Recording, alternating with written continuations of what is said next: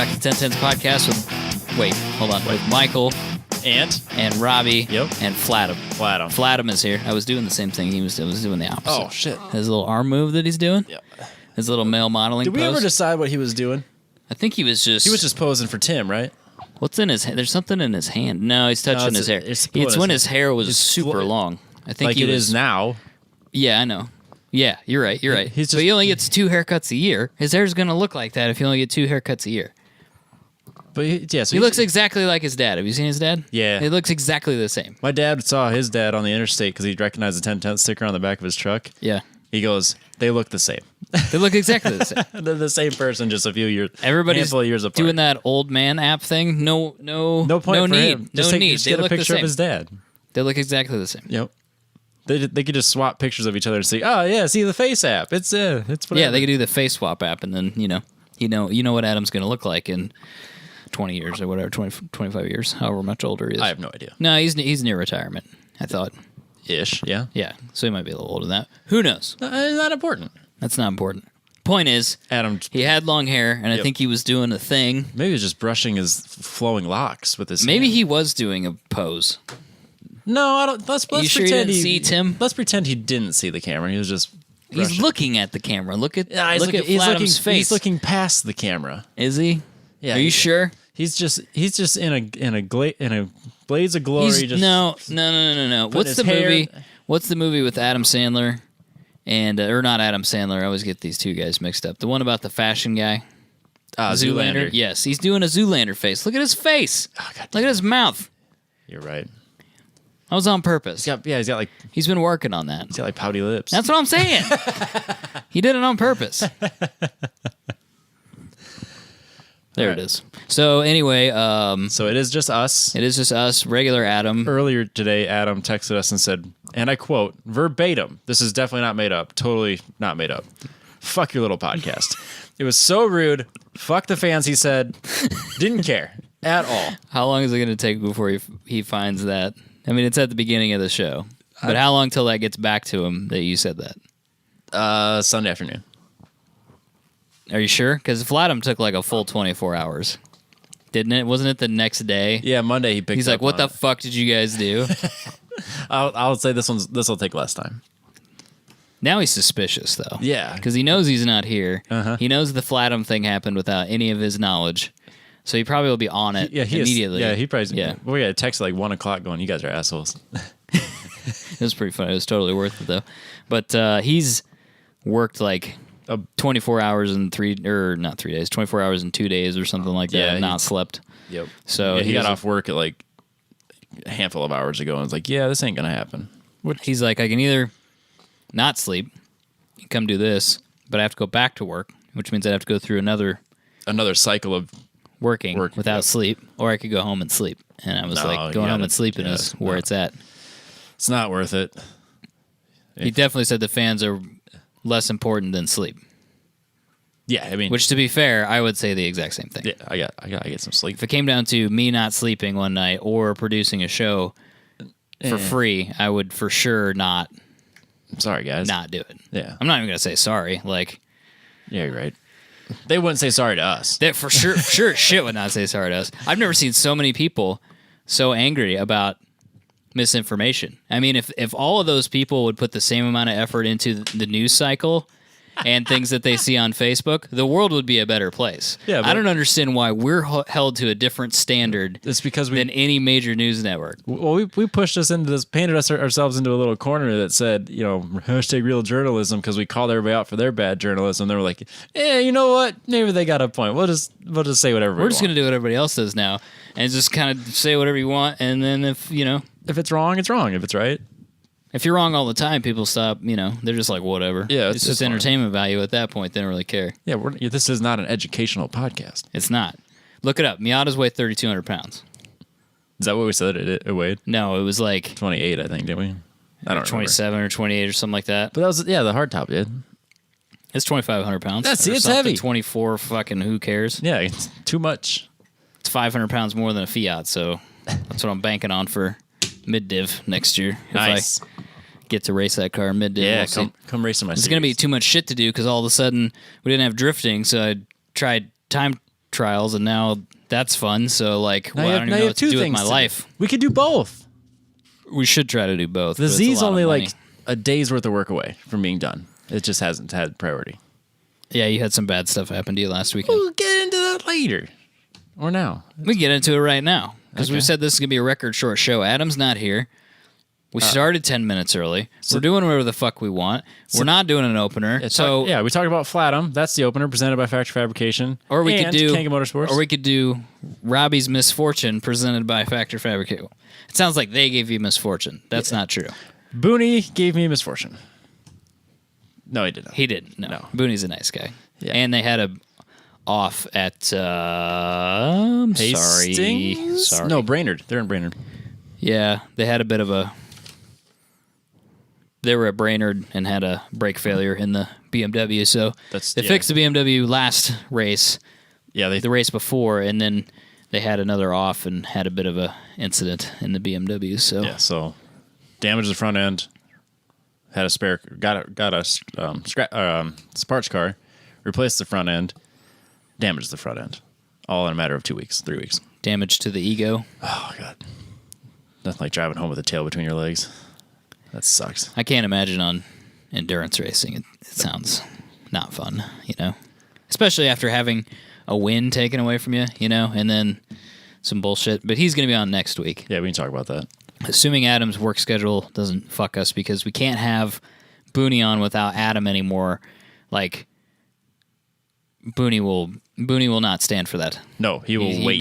Yes, he will wait. He will have us skip a week. Yes. So we have to fans be damned. Next week, he's committed. He sent me a text. He committed to it, but we got to get 4 people's schedules aligned with unknown work requirements, and so I think we can do it. Yeah, fine. I'll make it work. Probably. Exactly. I'll probably be in the state. Exactly. Yeah. I'll be here no matter what. What day are you coming back from your Monday. vacay? Oh, okay. Yeah. So you'll be here. So whatever day you're listening to this, probably that day. Fair enough. All right, let's do. So we did the Factor Fabrication deal. We'll talk to Mooney more next week. That'll be fun. Let's talk about your misfortune. It wasn't. Yeah, it was misfortune. So I went and did the second to last event for Mid-Iv Time Trials, or Championship Series, and we were at Heartland Park again. And this time we ran a different configuration, which was the Fast 1. Yep. So Alpha and then Fast 1. And then you skip basically the what was it? Turns 5 and 6 and 7. So basically, you did. Well, the second day we were there, we did slow 1 and that Like bypass thing. Yep. And so you did fast 1 and the bypass into 8. Fast 8. Yeah. Oh, you did fast 8. We did fast 8. They let you do fast 8. Yes. Did they move some tires or? You guys just winged it. Just figure it out. Just figure it out. Just don't hit the wall. Those tires are way over there. Were they way over there when you drove it? Did they feel like they were way over there? I didn't get anywhere near them. That's all it counts. I did. Granted, Don't wreck your shit. Granted, I did a four-wheel slide through 9 once, but it was Wait, fine. how'd you do that? 9's the one that you take a left and you go into that series that they would call like an autocross. They always call it like autocross, right? Isn't that 9? Well, the 9 isn't 9 the right before that? Oh no, you're right. No, I think they call all that 8, which is a little confusing. You're right. So technically, I slid through 8 into 9. So I took. You were just power sliding then. Yeah, like a lot, Oh, okay. like the whole width of the track. Then I caught it and didn't go. I had no wheels off. It's fine. Sounds like it worked out. Yeah, How many Apex points did you get for that? probably not enough. That's what. Need to talk to Andrew about that. Yeah, if I slide. What they through a should corner. do is they should set it up for drifting. He'll text me about this later and call me an idiot, but not really. He's a super nice guy. But what they should do is they should set it up for drifting, and it's like a video game where it gives you points. Oh yeah, Dude, think about that. I like it. Accelerometer. They could figure that out. Yeah. Yeah, because it's got all those accelerometers and all those position sensors. It'll know how much angle you have and how fast you're going. They can write a little algorithm to kick you out points. It could be just like the Need for Speed drift game. That's what I'm saying. I think I think we're on might be something. on to something, honestly. That sounds like a nice addition to the app. That sounds like some fun. People could have some fun with that. Like, because people could compare afterwards, Or if you have it on the drift setting, it doesn't have it. The lights don't. There's no lights. But if you have a really good drift, it starts to fill up the bar. Yeah. And then when you have a full bar and you're still drifting, it'll blink at you, and you know you did a great drift. Keep going. High score. Yeah. Apex Pro, your number one drifting But dude, like unit. Honestly, like whether or not somebody actually did that or not, I think people would buy that. Heck yeah. I don't know if you could justify like the cost of it, you know what I mean? But maybe if you could have a different version that's drift only that doesn't have all the other information in it. Yeah. Then you could just have that, or you could have it as an upgrade. But to if what you have. but maybe no, but I think you could still use it as like a data acquisition telemetry thing. Yeah. Because you could still get information about like yaw angle and stuff like that you could use for data review if you so chose to. You know what I mean? So, I mean, we're making a joke out of it, but like you could totally potentially use it in that capacity for data acquisition. Somebody's wheels are turning right now going, that might actually work. I don't know. It was just a fun idea I had off the top of my head. But anyway. That's the best ideas. It's always the ones that sneak up on you, and you go, yeah, that's cool. Yeah, and then those are usually the ones. It's the back of the napkin, like, that's not a bad idea. You've been drinking, but it sounds funny at the time. You're like, you know what, that shit would sell. But then 18 months later, it's it's a commercial product. You're like, son of a bitch, you totally missed it. The next hottest thing. Oh, I thought of that 2 years ago. Like, yeah, sure you did, nerd. See you later. Have fun at the back of the bar, loser. Yeah, loser. All right, anyway. So yeah, Saturday practice was, and a total fucking shit show. For you or for everybody? My group. Just having trouble with rules. Yeah, like the group that we normally run in, we've been running together all season. It's been really good. Everyone kind of knows each other's speeds and limits and point by styles and stuff like that. It's been flawless all season. We had more people that we've never ran with at this event than we have all season. So we get out there, and a guy in a Porsche GT3 RS shows up late, so he's in the back with clearly the best car. Oh. By like a lot. And then there's a couple guys up front who are pretty slow. And slow is not probably the right term, but like slower than the next 6 guys. Momentum guys. Like the car, like their time should be. Are you saying that they somehow got a better qualifying time, or a better time, so they bumped up in the pack somehow? But normally they would be slower. No, it was practice. So it was however you showed up. That's how you ran. Okay. So these guys showed up first, and they're in production D, E. No, there's no prototype guys, but it was production D and E, the fastest cars there. Mm-hmm. So these guys are in production D. They should have. I mean, yeah, they should know. I mean, they're fully capable of being there in that group. So we go out, and the 2 guys in front don't give any point buys at all. Oh wow! So, and because it's the first practice and we've never done a warm up lap, everyone just kind of bunches up. So we have basically 10 cars, nut to butt, for an entire fucking lap. And then it's green flag. And since we're all compact together, it's just go, go, go, go. Like there were pictures, I should have saved them. It looks like we're wheel-to-wheel racing. Because you're all so tight. Yes. Well, then I give it like a couple of laps, trying to, I'm barely going 8/10. Trying to force a pass. Just waiting for the point buys. They never come. And then there's people that are trying to pass multiple cars at the same time to completely ignore the fact that there's no point buys just to get around. Mm-hmm. So after a few laps of that, the Porsche had made his way from the back to the front. I'm pretty sure he only got maybe 1 or 2 point buys, maybe with the middle finger. Either way, shouldn't have been where he was because he literally tried to dive in on me on a turn. Oh, yeah. And after he did that, I went completely wide on turn 14, the last one. Mm-hmm. Pointed him by, and then I just coasted the whole fucking straight until every single car in that section was all the way to the end of the straight. Yep. And then I got on the gas. I was like, I'm not fucking running with you guys if that's how we're going to run practice. Why were people not able to handle I don't know that situation? We actually had to have another drivers meeting to discuss the lack of point buys and just the general aggressiveness of practice. So it was really weird. I mean, it's fine. Totally fine the rest of the day. Once you got, the guys that were fastest in order, We never had an issue the rest of the day. No one complained about point buys. No one complained about aggressive driving. Nothing. It was perfect. It was just, I don't know why everyone just showed up and was like, you know what? Fuck your point buys. No matter today. And they just went for it. And then at the same time, it's time attack. You don't gain anything by being near another driver. Yeah, right. So everyone just goes out full bore, bunches right up, and then just stays there. Yeah, so maybe some people should have pulled through, done a pit through, and went back out and or whatever, you know. Yep. So yeah, again, my fastest lap was the last one because I just waited until everybody got away from me. But so what was the time on that configuration? Because it'd be pretty short. A minute 30. Yeah, that's short. 4. That's pretty short. Yeah, minute 34 was I think my practice time. That's almost 15. No, it was a minute 35 or 6, whatever. Okay. It's still almost 15 seconds. 10 or 15 seconds faster than the other configuration. Yeah. Yep, because actually my fastest time of the day during my first time session was a minute 33 flat, or 02 or something. And that ended up winning production D. Oh, okay. And then in the second session, I couldn't beat it. I was like a minute 33 something. And then ended up getting second to Matt because he did a minute 33.3 or something. But then on the last lap of the last session, I was going, driving like an asshole, really. I mean, it's no other way around it.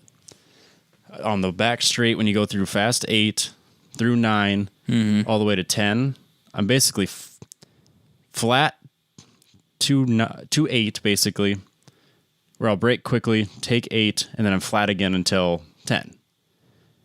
And I would hit my rev limiter right before I'd hit my brake zone. And that's when I would brake. I hit the rev limiter, brake, and then take 10. And that's just kind of how the rhythm I'd gone.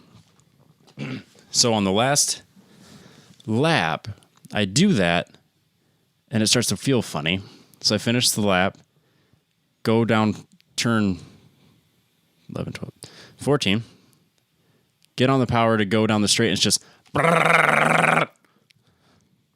fuck. Plus, you're literally as far away as you could be from pit in at that point. You could not be any fucking farther away on that racetrack. The worst. You could see the pit, but you can't get anywhere near it. So it's just, I just hear the clang, clang, clang, clang. No power. Just nothing. So I shift up, basically coast, baby it the rest of the lap. I'm like, well, it's already fucking damaged. Yeah, there's no point in shutting it off. Nope, just keep going. Yeah, because by the time I do that, it's just going to stay shut off. Somebody's going to have to come get you. Ruin everybody's fucking day. So then I go all the way around, bring it in, stop, and just, you can just tell it's something. Bang, bang, bang, bang, bang. Just it's more of a clack, clack, clack, clack, clack, clack, clack. And it obviously follows the RPM range, and so I sit there for a minute to collect myself, get out of the car, kind of basically start packing all my shit up. So then everyone kind of comes over like, "Oh shit, what happened?" And, then we started up again. Yeah, it's a pretty serious knock. So then I talked to Jess, like, you know what? You're leaving for Denver first thing Monday morning. I want to tear this engine out right now. Let's just go home. So everyone else kind of goes in, because it's the end of the day, because we were the last session. So everyone else goes and does the group dinner, because everyone, we provide dinner on the Saturday. So Dalton's sticking around by me, and kind of packing up, and we're trying to decide how bad this really is. So we start, I fire it up one more time, let it idle, and it's kind of faint, knock or clack rather.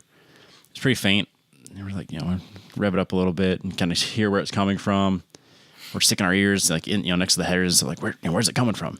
And of course we're being optimistic, like, I bet it's the top end. Sure sounds like it's coming from the top end. Yeah, I bet it's the top end. Of course, you always talk yourself into that. It's probably like a collapsed spring or something, or a valve. I bet you could fix this tonight if you want. No problem. It's just fine. Get your heads fixed. Not a big deal. You don't even have to take the engine out. Yeah, that's where we were at. We're like, I bet you'll go home tomorrow, pull off your head, pull off the valve cover. You'll see exactly what's wrong. Place a few parts. You'll be good. No, not even a little bit. So I get home late Saturday night, like midnight. Basically just crashed. First thing in the morning, get up, and I'm looking up stuff online, trying to like confirm my suspicions. I'm like, oh, surely it's a top end noise. It's got to be like valve or whatever. So I'm finding some YouTube videos of people complaining about LS engines and that type of failure because it's fairly common. So I found a video of a guy track daying his LS swapped M3, almost identical, like to the letter. It's getting like however long the video is. I think it's only like 5 minutes. But it gets to the end of the like minute 4, and he comes around a corner, and all of a sudden you hear clack, clack, clack, clack, clack, clack, clack. And you can just see him just go, no, fuck. It was identical to what I did, and yeah, sure enough, it was a spun bearing. So I go to my garage, pull the valve covers off. They look great. Like there's no problem. All the push rods look good. All the springs look great. Clean. No issues. Fuck. So, pull the engine out, or start to, pull things out on Sunday, now that I've come to the conclusion that it has to be a spun bearing. So then Monday after work, I spend the evening pulling out the engine, flipping it over, and then pulling the oil pan off, and then confirm that, yes, I did spin bearing... what would that be? That'd be 6. No, 5. Doesn't matter, 5 or 6. And then, of course, the bearing next to it, because the cranks are the rods are next to each other on the LS engine. So the one looked like really hot. So I pulled that one off first. And the bearing, I think it spun, but not near as bad. And then the one that would be further back, so we'll just say 6, that one was completely destroyed. Yeah. But there was like no metal shavings anywhere. There's a little bit in the pickup tube and a little bit in the bottom of the pan. Nothing in the filter. And like when I pulled the oil, like drained the oil, there wasn't like anything there. Like, so, I mean, it was shockingly minor damage. So now I got to replace that, all of it. But Josh Jones from Z3 Resurrection Racing Team fame. Yes. Texted me on Tuesday, and he goes, "Hey, I'm just throwing it out there. I bought this short block off of this guy a while back for a rainy day. So, it's in pieces, but it should fix everything that's wrong with your car." So he came to my rescue, and now I have all that. Well, I haven't picked it up yet, but I'm getting that. You got it, yeah. So, yeah, saved the day. So now all I got to do is take his parts that are good. I'm going to use this as an opportunity to get new rings and bearings and gaskets and just have a fresh motor now that it's already out. So I'll take all of those parts, new parts, and then all of the good parts off mine and then be back on track. What else is there? Oh, but I think the reason that this failed is, one, the engine had probably 90,000 miles, and I'm pretty sure it's been abused its entire life, because the guy that had it before me wrapped his Camaro around a tree, driving like an asshole. So it would not spread. And he was also the one that had that monster clutch that was completely destroyed. Yeah. So and he wore all your synchros out. Yeah, pretty safe to say he beat on that car. Yep. And then I hadn't torn out done anything into the internals on the engine yet. So I think it was a ticking time bomb. I was running Mobil 1 5W30 synthetic oil, which, come to find out, is a terrible choice because it turns to water when it gets above like 250. Oh, it can't take that much temperature? No, it cannot. I didn't know that. Did not know that either.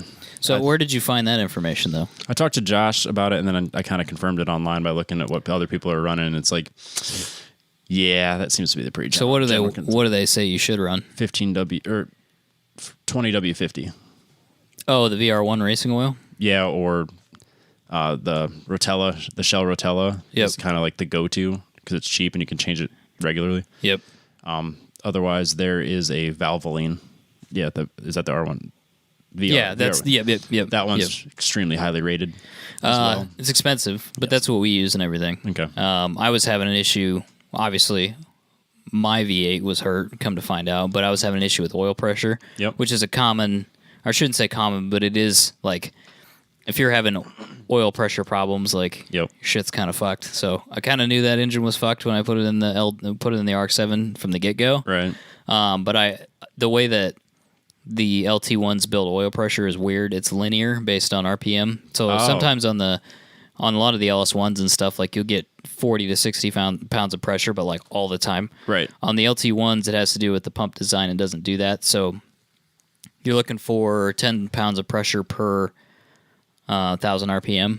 Okay. So if it's idling at like 650 or something like that, it had like 5 or 6 pounds of oil pressure, which looks really, really bad. That looks bad. You're looking at it going, "Ooh, man, that's pretty bad." But like when it would get really, really, really hot, like on those days when it was stupid hot and we were drifting, like it had like none 2 pounds of oil pressure, and I'm like, this thing is gonna blow up. So there'd be times I'd be sitting on the line and I would just kind of just rev the motor up, so I knew that there was at least oil getting up inside of the heads and stuff like that. So, but yeah, so we put 530 in that, I think, and I went, "Ooh, man, I don't like this oil pressure at all." So I went to the VR1, and then we run VR1 in the Fiat too. Yeah, I was looking at that as well. So probably end up going. Are they just saying that 530 in general gets too that, and then the synthetic stuff gets even more watery? No, which I can vouch for. It's good to know. I guess I'm not been in a scenario where that might affect me, but it's good to know that that's probably not a good idea. Then I also read that the LS engines really don't like to go above about 6,300 RPM, and my my rev limiter was 66. So maybe you're over revving it just a little bit with oil that was too thin. Yep, I think it was a combination of that, and I probably should have changed the oil before this event, because this would have been its third event, which is probably too much. Hindsight being what it is. Right, yeah, if it had been fine, obviously you wouldn't be talking about it. Yeah, I wouldn't even think about it, but sure enough, it had been 3 events. Somebody's going to fucking roast me for this, but we put Lucas oil and everything too. Stuff's sticky as shit. Have you ever had that stuff on your hands? Yeah, I've seen the additive stuff for it as well. Yeah, so we put half a quart of Lucas oil and stuff. Maybe not that much. Depends on the engine and how worn out it is. Right. Like the Fiat's got like a full quart of Lucas oil in it to just try to keep shit lubricated. Yep. I mean, it won't now that we put the new one in. And same thing with the LT1 when we put that in. But yeah, if we put an engine, like a used engine in something, we're like, we're going to dump a bunch of Lucas oil in here and hope for the best. Probably a good idea. So I don't know I assume in that scenario, like in your scenario, it may not have done anything, but in a case where you've got worn out, you've got some wear on bearings, you've got some wear on surfaces, it may help, a little bit. Yeah. I do like, because the race engines will sit, if you're not racing them all the time, they sit and all the oil drains back. So it makes me feel a little bit better that stuff's like stuck to everything inside of there. So stuff's not rusting or sticking or anything like that. Right. So, but yeah, a lot of debates about oil. Yep. But we've always used VR1 and Lucas oil. Okay. Yeah, I was looking at that or the Shell Rotella. Yeah, a lot of people use Rotella. You should maybe ask Bill about that, because I'm open to, like, if someone's had really good success with stuff. Bill used Rotella for a lot of years, and he used to send his oil in and get it analyzed. That's right. And then for some reason, I think he switched to Royal Purple, and you may ask him why. I'm sure he has a very specific reason why he did. I don't know what it is. But the Rotella and actually the VR1, you want to make sure you're not putting that in a car that has catalytic converters in it. Just a little side note for people if they're listening to this. But if you do have cats and you're tracking stuff, I would do your research, because it's got a lot of zinc in it, I think it is. Yeah, it's that zinc. That can damage catalytic converters. Who cares about catalytic converters? This is America. I'm just saying. We're not California. We're not fucking California, right? Yeah. But I'm just Midwest. saying, if you did have to have them, that would be bad, because they're expensive.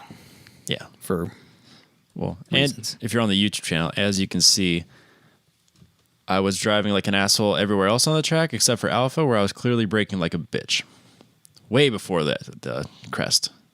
So. Oh, are your brake lights on in that photo? Yep. Is that what's happening? Damn it, Robbie. I'm hoping that leaving so much time out there. I know. I could have been way faster. That was fast one too. What's the worst that could have happened? It'd be fine. Done the same thing Adam did. Go down the drag strip runoff. Yeah, it'd be fine. Yeah, so that was looking through the photos like, yeah, dang, I really did bitch out on that one.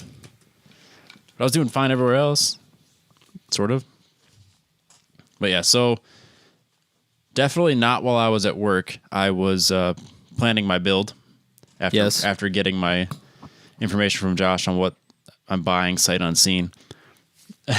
I'm going to obviously bearings, rings, a handful of odds and ends and gaskets and shit right there, and then I'm going to do AccuSump, and then I'm going to use KangaMotorsports.com's article and video. I can't remember which one it is on how to do AN fittings and build my own AN fittings, so I can have that boy. I can run the line from my block to my fuel filter or oil filter. Goddamn.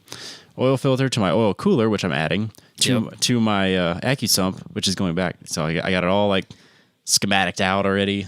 So let me ask you a question about your AccuSump. How are you going to control it? You going to put a manual valve on it? I'm going to get the the electronic solenoid. So every time it drops below 35 psi, it's going to put oil into it. So is that how that works? I haven't done that much research into it. So it's actually looking at your oil pressure, or is it open all the time?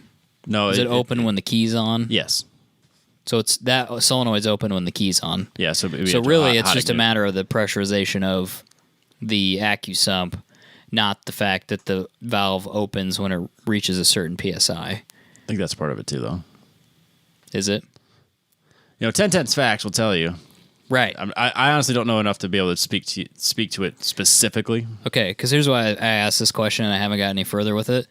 That solenoid valve thing probably costs them like $10, and they charge $200. Yeah, they charge you $200 for it. So that's where I get real bent out of shape about it, because you can buy electronic solenoid valves for nothing. So I haven't gotten far enough in the process of researching that to find the valve that I'm going to buy instead, but I get real bent out of shape that the AccuSump's $200, and then you got to spend $200 on the stupid fucking valve that I think is just absurdly overpriced. Yep. No, so that's why I asked. I didn't know if you're going to put it where the passenger seat is, and you're just going to reach over and open the valve. No, I'll probably put it up front next to the oil cooler, because that's kind of where Michael Gall did his on his his drift car. So probably do that. Same thing. I have a list of things with the assumption that that's the solenoid I'm getting. But I, again, haven't had a chance to dive much deeper beyond that. I'm sure someone or many people will tell me that, you need to do this one because you're an idiot, and it'll just make it way easier for me if people just tell me what to do. Yeah, I don't know. Maybe I'll look into that a little more if you're going to buy one. Yeah. I was just like, we deal with electronic solenoid valves at work all the time, and they're not expensive. No. And that's why I was like, what the fuck? Like, it's just a 12-volt ball valve. Why is it the same price as the rest of the AccuSump? Right. Because I was looking at the AccuSump, I'm like, $200? Hell yeah, why wouldn't I do that? It's not bad at all. Like, oh yeah, you probably want this valve, though, unless you're planning on mounting the AccuSump, in the passenger seat. It's like, well, I'd rather not do that, but I don't want to pay $200 for your stupid valve. Right. So, anyway, might be something. I know how I'm going to plumb it in, but the solenoid part, I'm not quite sure. Because I even have, like, with assumptions, I have, like, on a AN site, I have all the fittings and stuff. Like a shopping cart screenshotted of what I want. Yeah. So that's already. Last night I rebuilt my diff and added the shim, because a $13 Band-Aid sounds better than a $1,000 diff. Absolutely. I'm still not sold on it because we talked about it on the show, and they're like, well, can you shim it? I'm like, I honestly couldn't remember. And then as soon as I started looking into it again, I was like, oh yeah, I talked myself out of this because I didn't believe it. Oh, you didn't think it would work for that cheaply? It wasn't worth the effort to take it out and put it back in? I didn't believe that you could just take it apart, throw a $13 shim on top of another shim that's already there, and have it just magically... It's $13 shim that cost them 2 cents. Yeah, that's the other thing, too. Whatever. But yeah, so I was convinced there's no way you could just take a shim and have it magically turn itself into a 1.5 or 1.5 way diff. Or if you put 2 shims, it magically turns it into a 2-way diff. You're about to find out. I am about to find out. People swear by it. A lot of people swear by it. I know even when Nick DeVries chimed in, he's like, yeah, we've done it on a couple cars. It worked great. Okay, then it probably works. I'll try it. I'll reluctantly try it. I'll try it. And not admit when it works. No, I will admit if it works, because I was talking to Dusty Nixon about it, because he was asking me, like, what the fuck are you doing there? Because I posted on Instagram. Like, what? Here, that's it. That's all you do. Because I took it out. That's literally all you do with the clutch plate ones too. You just throw a shim in it. Yep. And that's it. It's got 4 shims in it. You put 5 shims in it. You put it back together, and that's it. Yeah, it's weird. I hope it works. It'd be great if it felt better and actually locked up. 'Cause yeah, I pulled it apart, and then I'm looking at like how the hell am I going to get all these bolts out? Because I don't have an impact. But I figured it out. Put it in the vise with the towel and just. You don't even have a Milwaukee Impact? No, I spent all my money on other shit. This will piss people off. Get a Milwaukee Impact. Oh, yeah. Milwaukee is the best, by the way. Just because no one can argue with me. He's not here to talk about DeWalt. It's Milwaukee. I really want the Milwaukee Impact. Yeah, I want that. It's great. There's so many uses. It's wonderful value. It's good value for money. They are expensive. They're like what, $200 for just the Impact and maybe one battery. It's probably $200. Yeah, but you get so much use out of that stuff. It lasts freaking forever. Well, last night I took the diff out, and then put the diff in my vise so that it wouldn't rotate. So like basically where the holes are drilled out, that's where I use the flat part of the. Obviously, I put a towel in there to keep any sort of like metal on metal. Yeah. So I put it in there, held it in place, and I'm looking at thinking there's no even on the article it says these are nearly impossible to take out if you don't have an impact. To which I said, I'll get these fuckers out one way or another. Typical Robbie. You have a breaker? Yeah. Oh, okay. Yeah, it was fine. But yeah, they were Loctited in there. So yeah, I got them out, and then my first thought was I might need to call Randy and borrow his Milwaukee if this doesn't work. Yeah, it just took the ring gear out, and then took the top part off and put the shim in, put the top part back on, put the ring gear back on, and slammed it back into the support or the what the fuck is that called? The shell. What the car? Oh, the wow. The thing that holds the diff in. Yeah, the casting. The fuck do I call that? The housing. The housing. The housing. I put it in the housing, and then it's ready to go. It literally took 4 hours. The whole thing, out of the car, all disassembled, reassembled, gasket maker on, ready to go. Does that include you crashing into the wing with your face? No. Yeah, I actually took a picture of that. No, yeah. So I left a bunch of tools on the ground under the car where I'd been working. So I went back there to go get it. And then when I stood up, I caught the edge of the corner of my end plate, and it just went tong, and it dropped me. Oh, I bet. I legit dropped to the floor. I bet. That must have fucking hurt, dude. It didn't start bleeding right away. So that's usually bad. So if it doesn't start bleeding immediately, there's not. So just a little bit of blood. Touching it, looking at my hand, touching it some more. I was like, it's just sweat. We're okay. But I could feel it kind of like swelling up, going, motherfucker, it got me again. This is the second time. It is? I didn't know you did it at first. Never this bad. Yeah, that's pretty bad. That looks uncomfortable. Yeah, that one sucked. That was when I decided it was time for dinner. So including my break for dinner, I still got the whole thing done in 4 hours. 4 hours, fair enough. An injury and dinner. Yep. Yeah, that's pretty. Man, my hair looks really thin in there, doesn't it? We're all getting old. Getting old, man. It sucks getting old. It's not fun. Yep. So it's been a week of thrashing. The engine came out. The diff got out and rebuilt, or whatever you want to call it, shimmed. It's ready to go back in. Registered for TT Nationals. So I have until September 13 to get my engine. Get your shit back together. To get my engine put back together and in and running, so I can win the Mid-Div Championship Series, because I was leading, and now I'm in third by 70 points. What? Yep. I'm in from one event. Yeah, you get the winner gets 50, and there's technically 4 events, but the championships double points. And Matt is going to be in California, so he'll have 0 points. Ooh, shit. So that means that Albert, who's beating me by 5 points, better watch his shit. Better watch it, because I'm coming. Because did you get third? I got first on Saturday. Yeah. And then nothing on Sunday, because I wasn't there. Oh, I see. Okay. Yep. So, okay. Yeah. Like, cumulative points, I'm in third place with 605. And then second place is 610. And then Matt's winning with 675. Gotcha. But then, when you drop your lowest score of the season, which to me will be Topeka, the first Topeka event that I missed. But Matt also missed that. So that doesn't really do you any good then. But yeah, he's actually thinking about, he'll be in, it's like some army or a military thing he's doing in California like a training thing.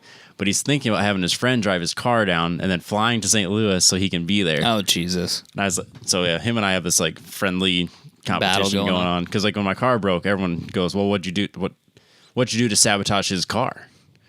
So it's. That was very rude of him to to remove all your oil. It was awfully rude to put shitty oil in.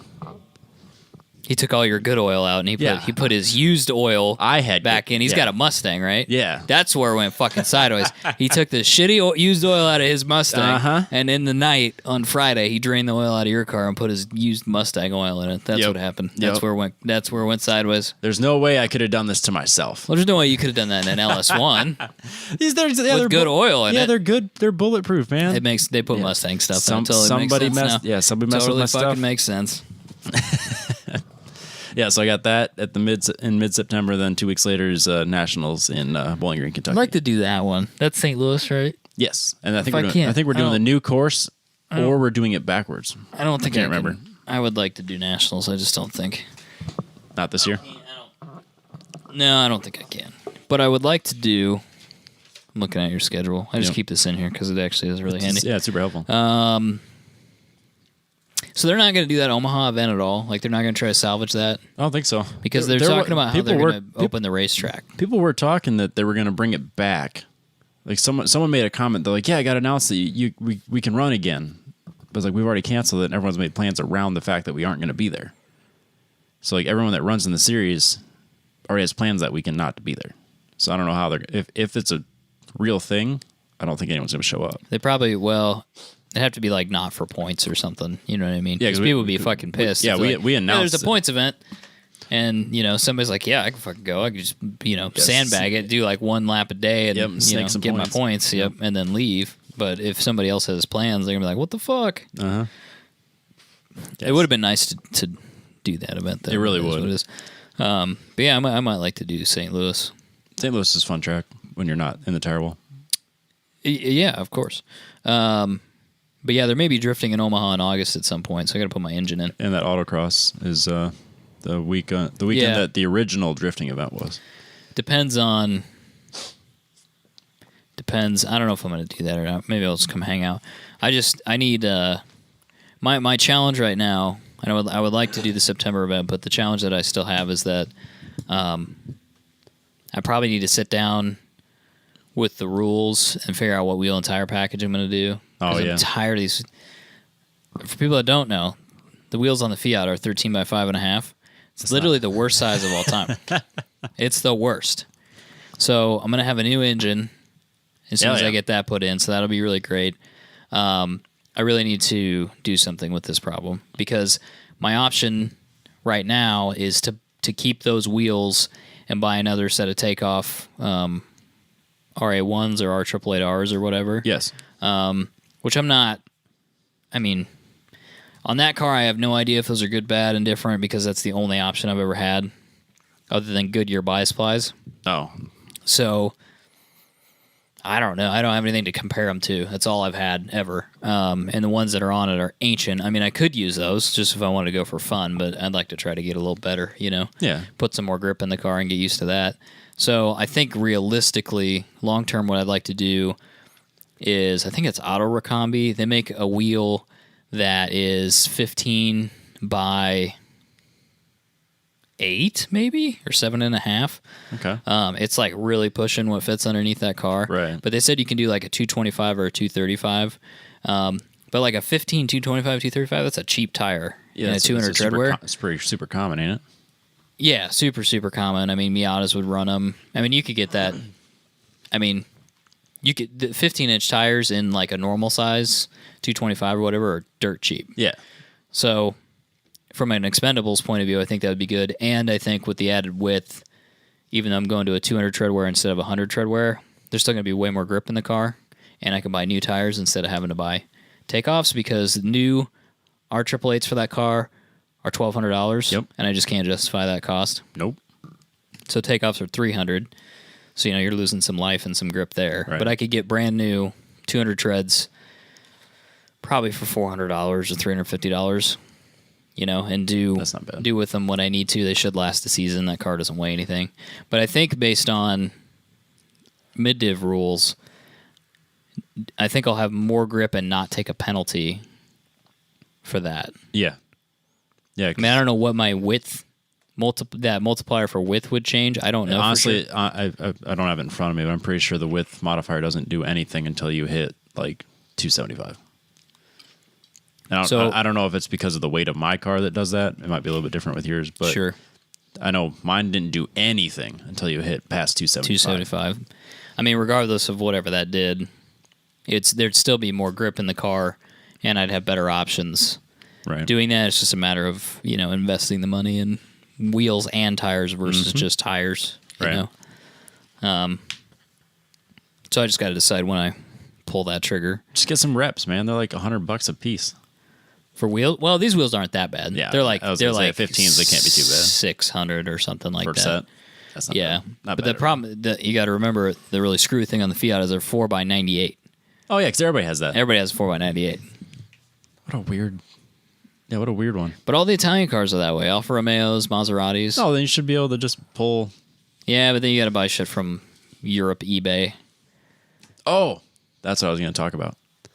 Because I was looking at diffs in Japan for the S15. Apparently this country exists called Australia. Yes. So Shay, You can ship things from Australia? I looked it up, and then I mentioned it to Shay, and he looked it up even more, and he sent me a screenshot of one that was for sale currently that he could buy and ship. Obviously, I'm not in the market right now, but Yeah. when I decided to go that route, it was $400 Australian. Which is like $230 or something like that? $250 American. Yeah, their And then you exchange could rate's ship terrible. Then you could ship it here, which would be fraction of what it would have cost to get it from Japan. So that's 100% going to happen if I decide to go that route. Yeah, because you can get it for like $400 then probably. Shipped. Yeah, whatever the shipping cost is, it doesn't matter at that point. If I can get the diff for $250 American. So would he have to help you with that, or how do you do that? He gave me two names of people I could get a hold of that's what they do is just Oh, yeah. they basically Yep. export shit. Or if for some reason that doesn't work, I could always just wire him the money And then he and can then ship he can it. ship it. Yeah. Using an importer would be nice It'd because be way easier, I'm sure. Plus, then he wouldn't have to do all the export wouldn't have to do all paperwork that and all that work. custom shit. Yeah, I was gonna say just in case it gets caught in customs or something, you don't see it for 8 weeks. Yeah. I would if I'm going to go that route, and let's say this shim doesn't work at all, and I decide that I magically have enough money for this after all of this season, which is not likely. But if for some reason I do, I could order it and have it take a few months to get here, and that's fine. Yeah. So we'll see. Australia apparently exists, and they have really cheap diffs. Hey man, that's enough justification for a country as far as I'm concerned. Good I wonder what it would cost. Well, I've watched a lot of Mighty Car Mods. There might be some goofy rules and whatnot, but I wonder what it would cost to get a car from Australia instead of Japan. Yeah, if that's better, if that's worse. It'd probably be better because no one's going there. Everyone's like, we'll get my Japanese car from Japan. Well, we get the same car from Australia. They've got some goofy laws over there, though. It's I wonder lawless. if by the time you buy, you think it's lawless. Like everybody's like, I'll show you what the fuck you want. You get beat up by kangaroos. They have like all these stupid Hooning laws. laws, and then like you got to get cars. It's like their version of the MOT and all this other But I stuff. think if you're getting that piece of shit out of the country, they'd be. No, they're all about it. Yeah, they could probably just like half-price shipping. Maybe we should start a service where we go to all these countries and like, we'll get your shitty used cars, but we only take like the sports cars. You know what I mean? Like the stuff the Skylines and that stuff. people don't like are having a hard time getting registered now because they've got emissions crap they got to do, and we'll just bring them here. Yeah, perfect. Or Canada. Otherwise, yeah, there are the S15s in Canada. That's also an option. When's the S15 going to be old enough? Is it 97? It's a 98. 98? Yep, so we're close. Not get close 20 enough, but 2023. yeah. That kind of sucks. Uh-huh. There'll be a bunch of them over here though once that hits. Yeah. You can find the diffs. It's just not as common as. Did you see that TVR that somebody posted for Bring a Trailer? Yes. Sold for like an insane amount of money. Yes. That's like a $5,000 car over there. Yeah. Maybe not that one, but you could get one for like $5,000.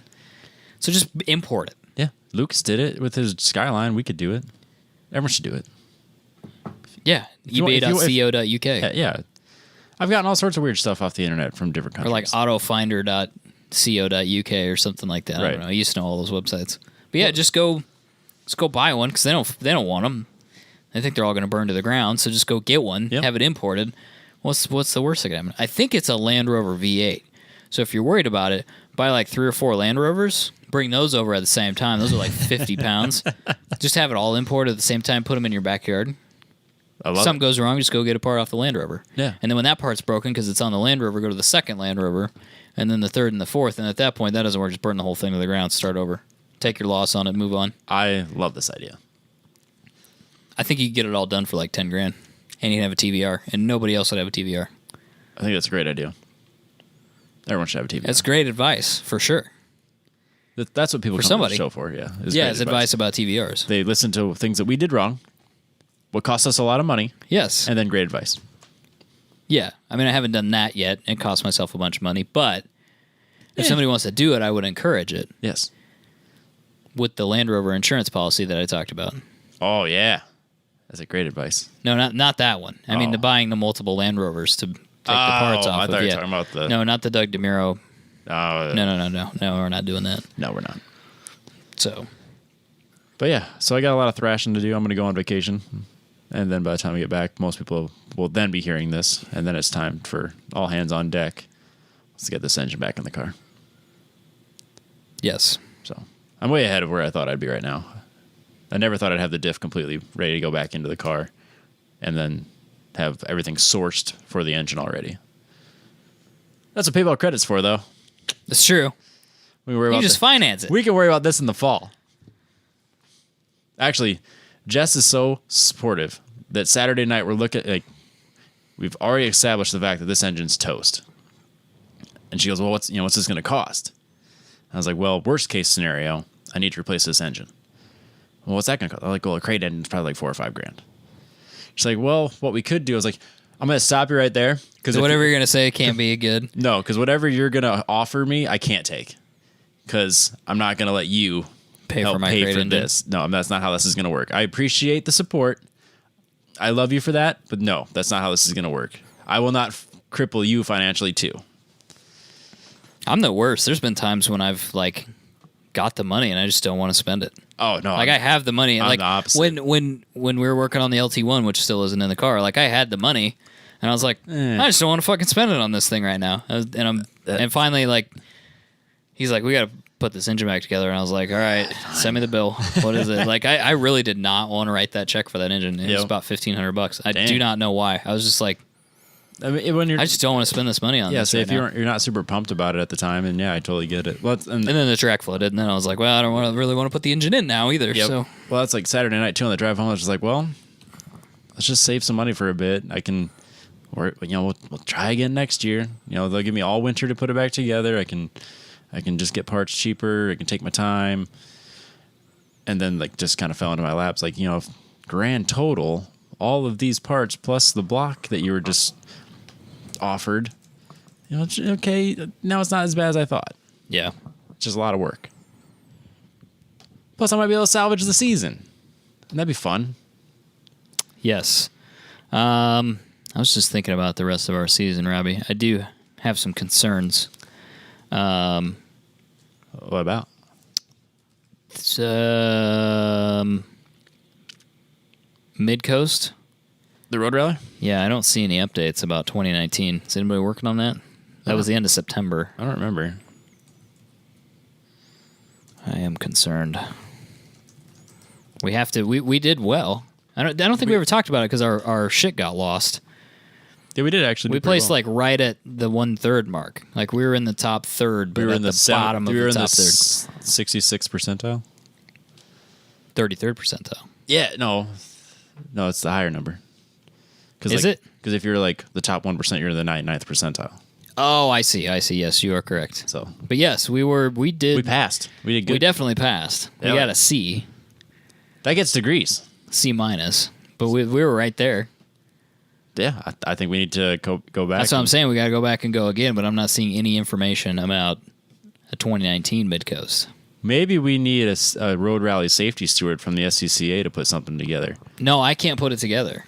Maybe not that one. But Flatam needs to put it together. maybe with the new TT guy, I don't know what the title is, with the safety steward for Road Rally and Flatam, we could come up with something. I don't want to offer that out there and have him be like, you said you were good.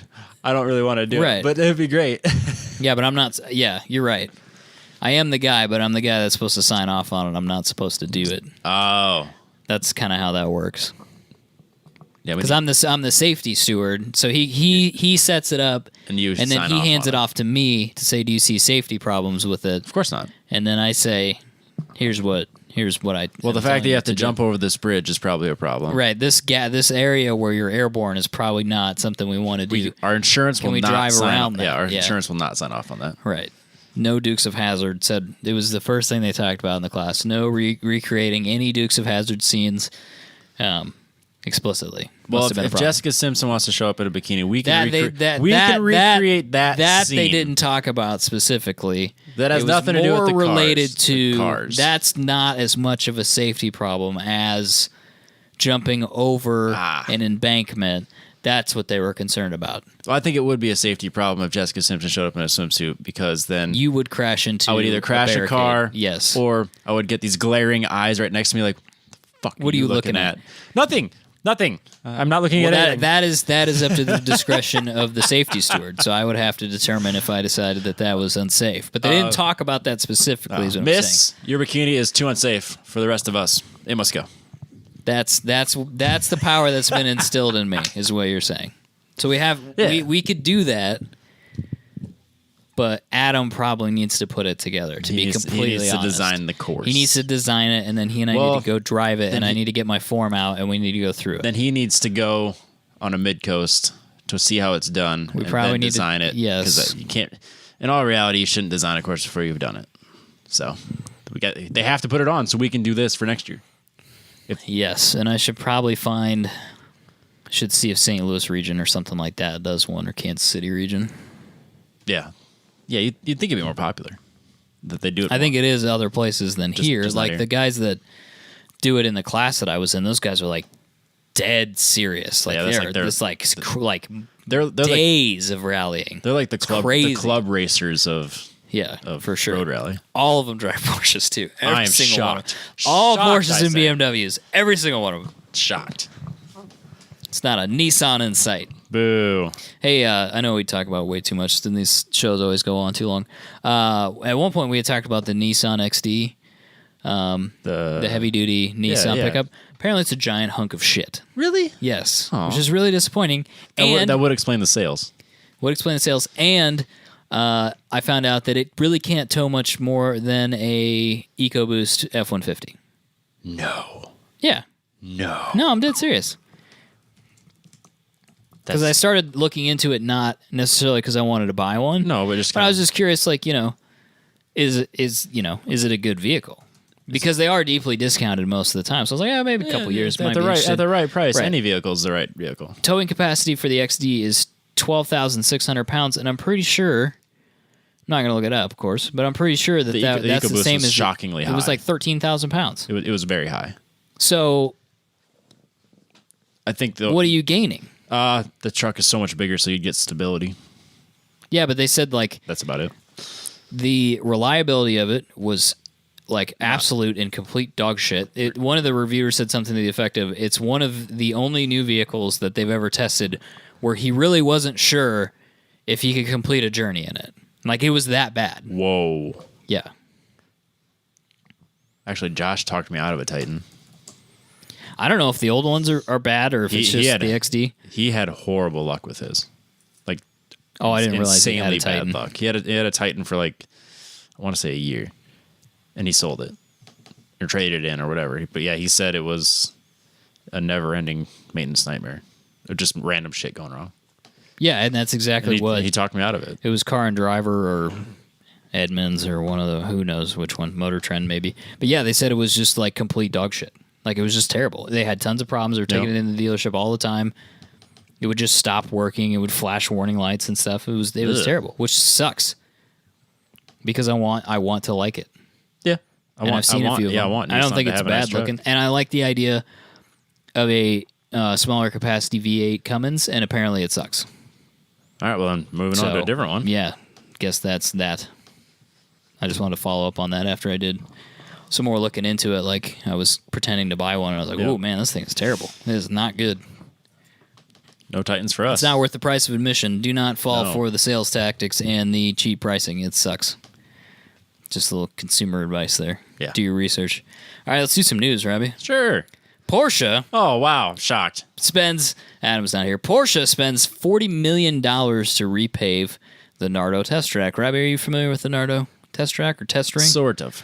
Based on probably what you've seen on Top Gear? Yeah. It's a giant circle, more or less. 7-point-something miles. So almost 8 miles long of circle. Yeah, so it's basically, it's a circle that's big enough that you don't have to turn the steering wheel. And so it's like perfectly designed at the right bank so that you're technically driving straight. But you're going in a circle. Going in a circle. Yes. It's very large. Yeah, 7-mile circle. And and from the aerial picture, it looks like a perfect circle. Yep.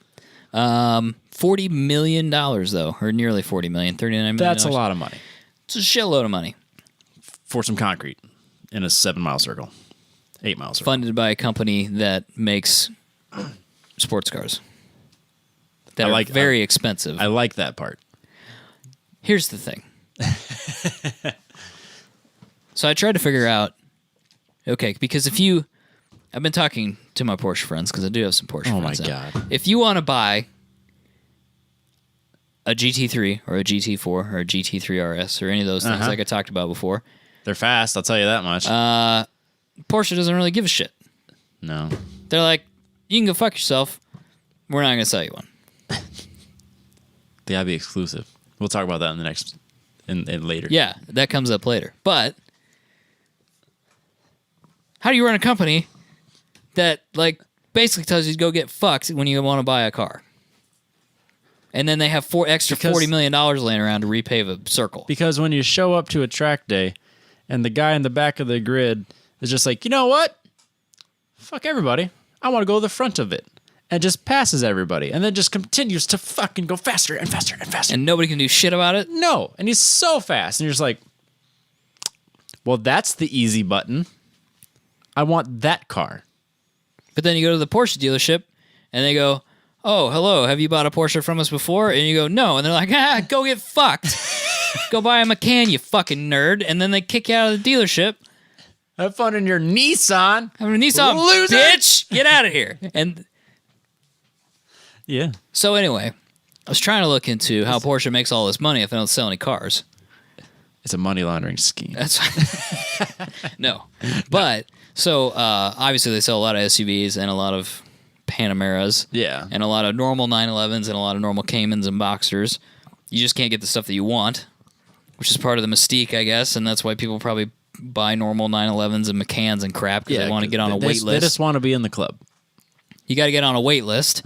And then they call your name. And you're like, great, you can buy a GT3. Oh, by the way, you got to give us an extra $15,000. Well, I'm already here. And then if you go, no, they're like, nah, fuck you, nerd. I'm making the next call on the list. Yeah, back in the line. I'm calling the next guy because he's going to pay it. It's bullshit. It sucks. I get it that it sucks because it's the same thing with watches. It's stupid. It fucking sucks because the people that want the cars can't get the cars. Yep. And the guys that don't want the cars because they literally buy them to flip them, they're like, yeah, I don't give a shit. Here's your money.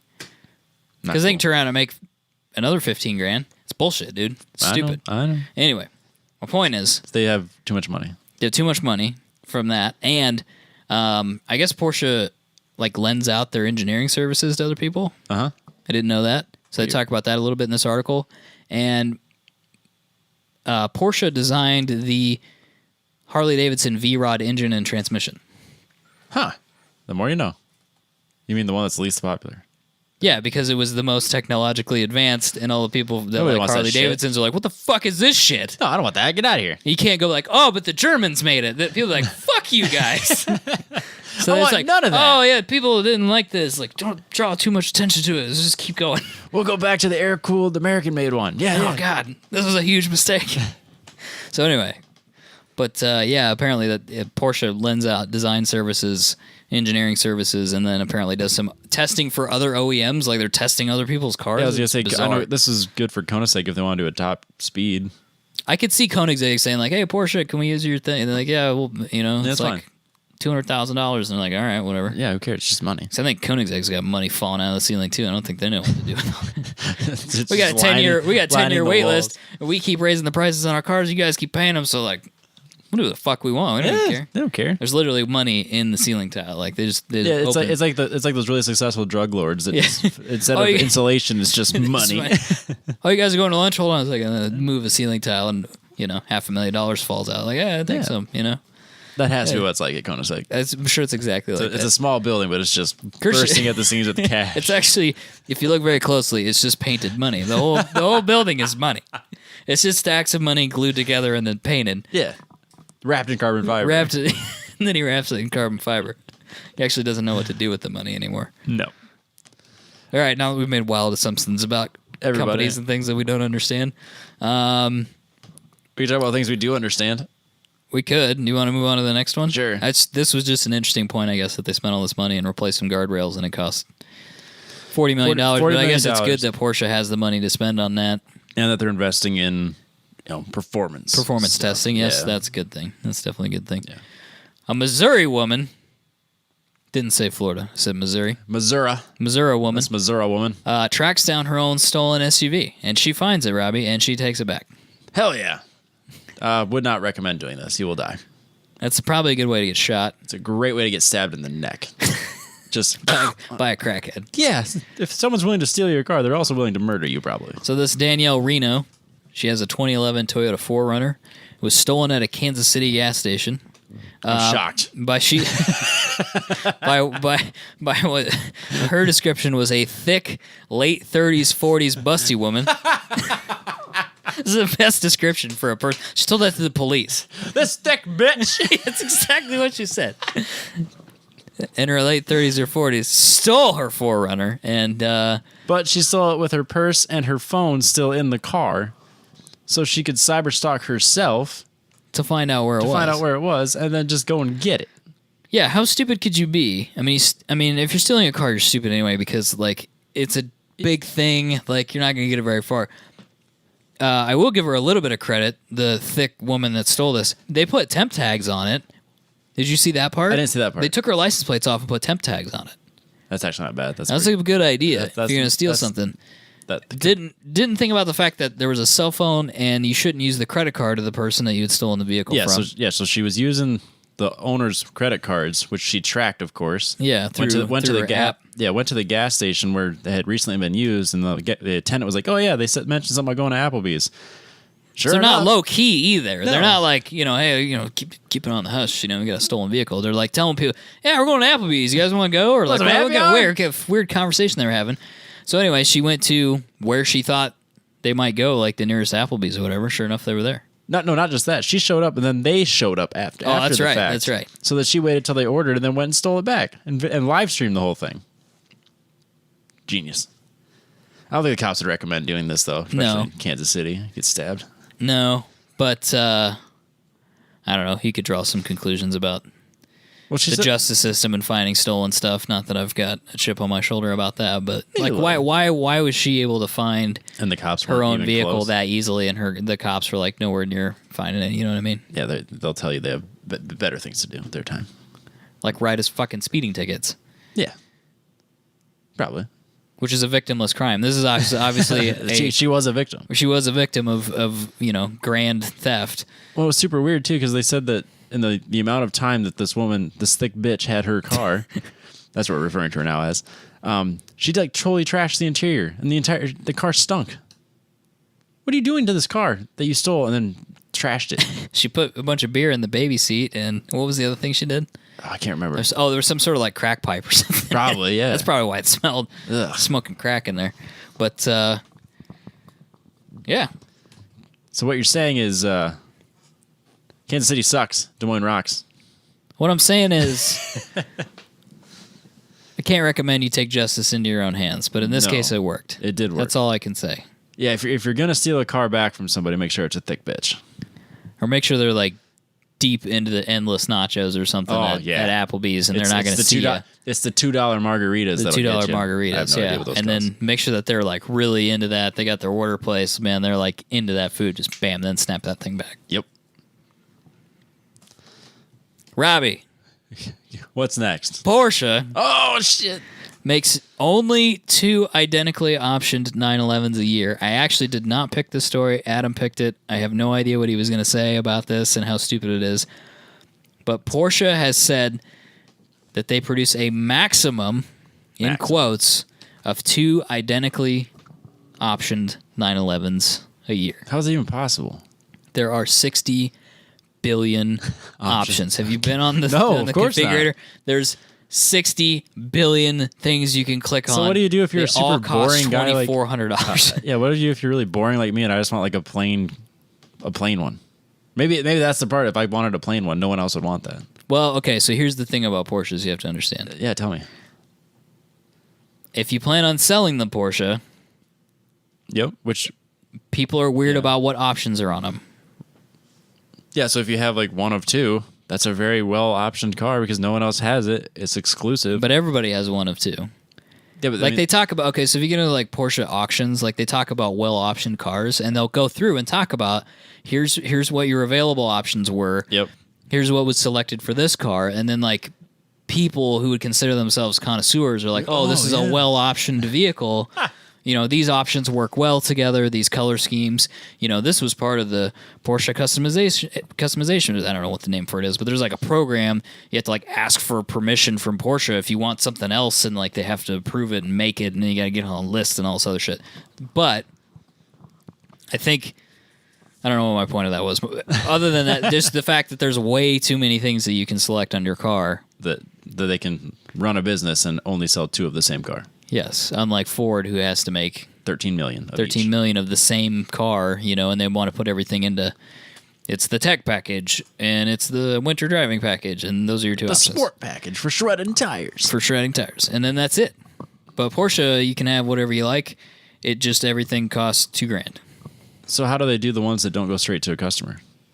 Like the ones that go to the dealers? Or I think just the dealer has to option dealer them? picks them, or Porsche says, "Here's what you're getting," and they go, "That's not what we want." They go, "I don't really give a shit." And Yeah, they just we send have it a to- list. And Yeah, this one's available. We're sending it to you. We don't really care. yeah, if you want it, this is it. And then when it gets there, the customer's like, "Yeah, I don't really want that one." They're like, "Yeah, fuck you. It's the only one we got." And they're like, "All right, Okay, I guess I'll I buy do want it. Yeah. I didn't really Welcome to the world of luxury goods. It's a wild fucking place where you spend a bunch of money on shit you don't really want because somebody else might want it. Well, I really just want a black one with chrome rims. Well, how about this bright yellow one with green rims? I really didn't want. No, well, that's what you get. Who would option a car that way? I don't fucking know. Well, there's only if one. You don't buy it.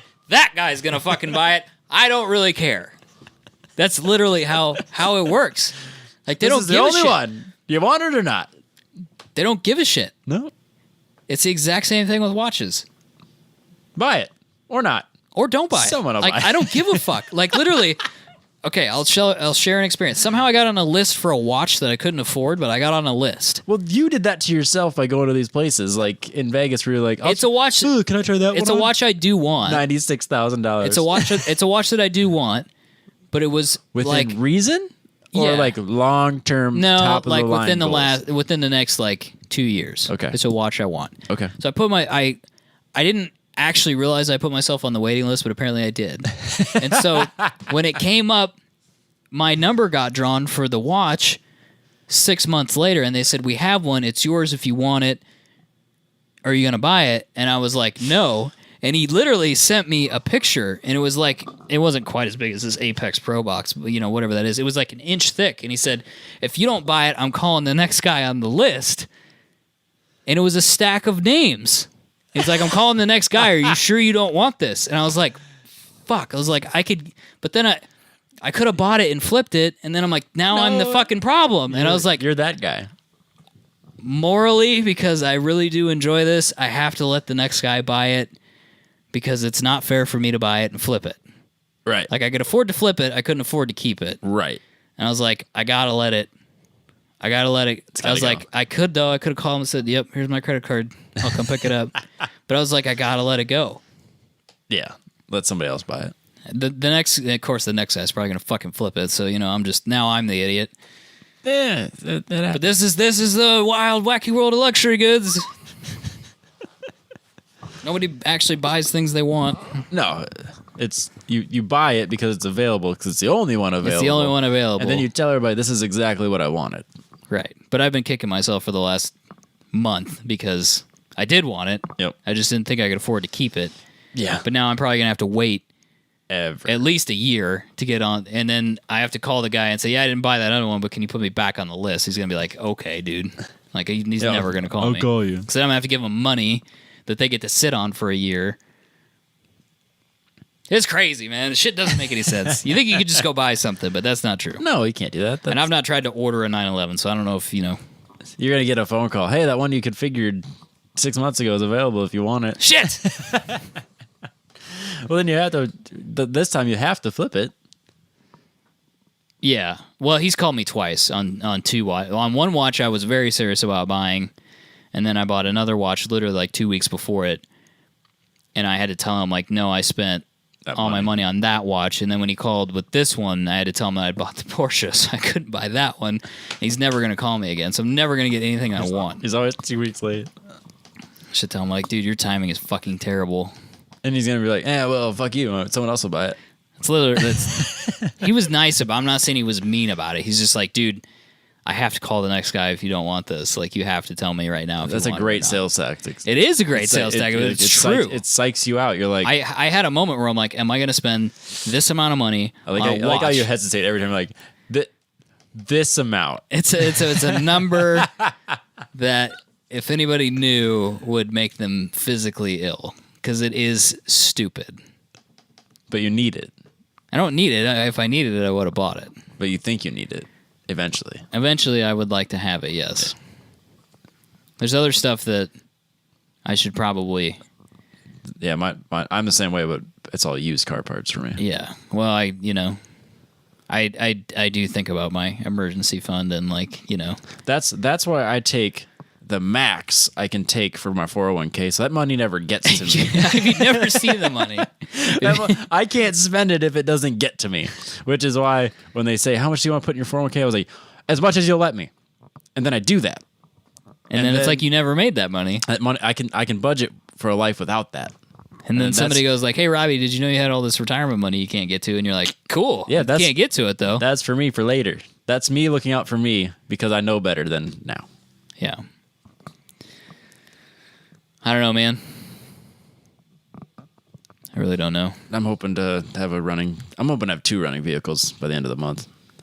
Well, not this month, August. At the end of August, I should probably put both of my cars together. Yeah, the Z is so close. Like had the 240 not had issues, the Z would probably be put together next week because I need to put fluids in it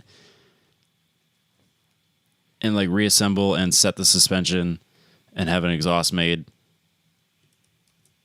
and that's it. Assuming nothing's wrong, and it's it. It's ready to go. It's damn near turnkey. So I think like an afternoon or day of work, the Z should be ready. And then like, probably like a weekend of Luke Stilley's effort would get the 240 done. A normal human effort would be like a full week of work. Nah, man, that's like 4 hours for him. He just decides to repaint a car on a slow Sunday. It's the most disgusting thing I've ever seen. I did feel a little bit proud of myself when I did the diff in 4 hours. I'm like Luke Stilley! I did something! And I did it quickly! You can't measure yourself based on how fast Luke does things because you feel like a loser. Uh-huh. And I do feel like a loser all the time. Yep. But I got the engine out by myself, and I think I figured out a way to put it back together without having to fight the headers for an entire day. Oh, that's good. Yep, so I think I know how to do that. Yeah, so I think it's just a matter of replacing and reassembling and throwing it back in. And then it should be all the same shit, so I don't need a new tune until I get a new tune to get my max RPMs down. But I'm just going to put a nice little sticker on my gauge that says stop. What is controlling your rev limiter right now? It's in the ECU. I can program it. How did it get programmed that way? I think that's where it was, and they just left it. But you can go in and change it. Oh, okay. So I think you just drop it down a few hundred RPM just to give myself a little safety. A little buffer. Fair enough. Yeah, a lot of people say that they'll drop it to like, I want to say 6,200 was what people were saying on the it's a good place to be. The quick forum that I scrolled through was like, they said going above 6,400 was bad, so people would drop it down to like 62, and that was kind of like the safety zone to keep yourself from spinning bearings. So So yeah, the whole spinning a bearing, and it's a lot of things I did wrong. So I can own that. So now hopefully other people can learn from me. Yes. That's what this show should be about, is learning. Yeah, learning and growing. This podcast that I get paid so much money for, that pays for all these learnings. Yeah. Pays for all these learnings with, I was going to say moral support, but it's more like I get mental beatdown. Yeah. Every time you make a mistake, it's like, you're a fucking idiot. It's like, yeah, you've never made a mistake before, I'm sure. The fact that I actually had a bunch of people comment with productive, helpful information this week was very refreshing. I even made a comment about how refreshing it was. I was like, hey, this is really good information on oil. This is really good information on AccuSumps and like diffs and stuff like that. That's great. But at the same time, it's like, so many people were telling me, you're an idiot. No, they didn't actually say that, but you felt that way. Every time someone makes a comment, it's like, I know, I made a mistake. Or I could do this, I could do that, whatever. But I do appreciate the legitimate help that people have sent my way. That's nice. ApexTrackCoach.com. 10/10. I use mine often. I had up until Saturday afternoon in the session that I destroyed my engine, I had not lost a session in 5 sessions. I had been first place. Oh, that's good. 5 sessions in a row. And then I got second place when I spun my bearing. But I still had the fastest lap of the day on Saturday. That's awesome. In my class. It's all because of Apex Pro, and it tells me that I'm doing well. ApexTrackCoach.com. ApexTrackCoach.com. Use the code 10/10ths. Not tenths. Use tenths. our name, not Johan's name for us. 10/10ths. 10/10ths at checkout, and get your free suction cup mount. As we said before, put the mount in there. Put the Apex Pro in the cart. You'll get a total. Plug that thing in. It'll deduct the mount, and off you go. You'll be very happy with it, I promise. If you have questions, contact Robbie. Yep. If you're at an event I'm at, I will show you what I have. Yep, get a hold of one. If you're driving at an event I'm at, I will let you borrow one. We have an extra one right now, or we'll let you borrow one, or whatever. Yeah. Or I guess we have 2, but we have an extra one. Yeah, I was going to say, I use one people constantly, typically aren't using. Then we try to swap around. So do that. And we're at like an hour 20, which is amazing. So I think we should just shut this down. Yeah, I'll give you a chance to edit tonight, and I can go on a plane You tomorrow. need to go on vacation, and I am going to go do other stuff. So see you guys next week.